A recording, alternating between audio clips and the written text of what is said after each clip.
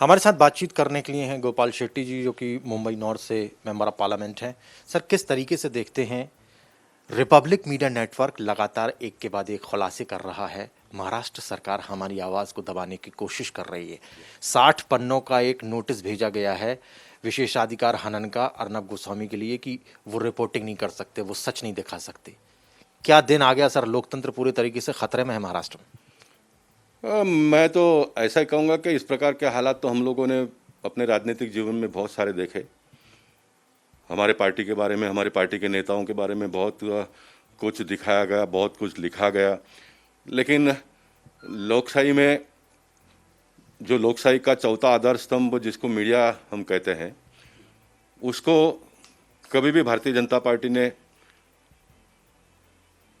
इस प्रकार से दबाने का कोशिश नहीं किया। हम लोगों ने अपना काम की लाइन को बड़ा करके यहाँ तक हम पहुँचे हैं और हम ये मानते हैं कि लोकशाही में डॉक्टर बाबा साहब अम्बेडकर जी के संविधान ने जो अधिकार हमको दिया है, वही अधिकार मीडिया को भी दिया है। मीडिया अगर कुछ गलत कहता है, गलत दिखाता है, तो उसके ऊपर वापस कायदे बने हैं, कानून बने हैं, नियमावली बने हैं और उस नियमावली के आधार पर अगर 60 पेज का लेटर भेजा है तो मैं मानता हूं कि रिपब्लिक टीवी और अर्नब गोस्वामी बहुत सक्षम है। वो 120 पेज का जवाब भी दे सकते हैं। यही लोकशाही है। लेकिन मैं मानता हूं कि हम सबके ऊपर समाज की बहुत बड़ी जवाबदारी है, जिम्मेदारी है और एक ऐसा समय पे जब कोरोना महामारी से पूरा दुनिया त्रस्त है, ऐसे समय पर हम जैसे लोगों ने और 4 मुद्दे खड़े कर कर लोगों को और चिंता में और परेशानी में डालना नहीं चाहिए।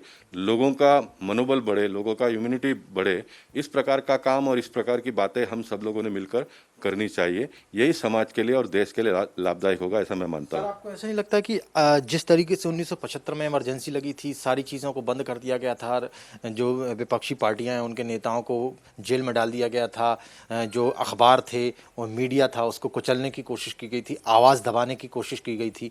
यदि कोई व्यक्ति सही चीज़ दिखा रहा है, उसकी आवाज़ को क्यों दबाया जा रहा है? इसका मतलब कहीं दाल में कुछ काला है?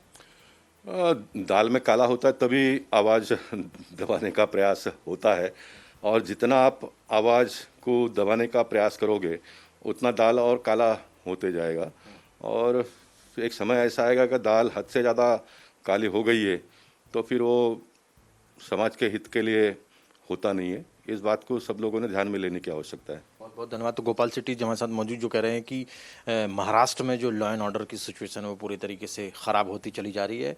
बीजेपी हमेशा यही प्रयास करेगी कि इसको ठीक किया जा सके और जिस तरीके से अर्नब गोस्वामी को जिस तरीके से 60 पेज का जो नोटिस भेजा गया है विशेषाधिकरण का, वो पूरे तरीके से गलत है। हमारे मीडिया नेटवर्क को 120 पेज का जवाब महाराष्ट्र सरकार को देना होगा और हम देंगे ज़रूर, क्योंकि हम सत्य की रिपोर्टिंग कर रहे हैं और सत्य की रिपोर्टिंग करते रहेंगे।